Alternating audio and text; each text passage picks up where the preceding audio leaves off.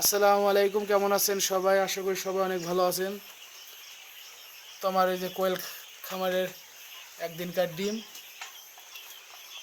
তো ডিম তোলা হচ্ছে। আমার ছোট ভাইরা সবাই ডিম তুলতেছে। 90% ডিম আছে। আজকে গুনবে, ফুল গুনবে। কয়েকদিন ধরে ডিম গোনা হয় না, আজকে কতগুলো ডিম আসে সকাল থেকে রাত্রি পর্যন্ত তাই হিসাব পাওয়া যাবে কত পার্সেন্ট ডিম আসে। তো 90% না আসারই কারণ আছে। কোয়েলের হালকা একটু অসুখ আছে।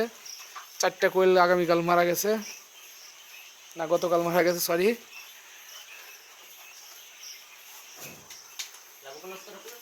দেহ আগে নিচে এগুলো তুলতে তুলুক, তুমি উপরে এগুলো তুলো।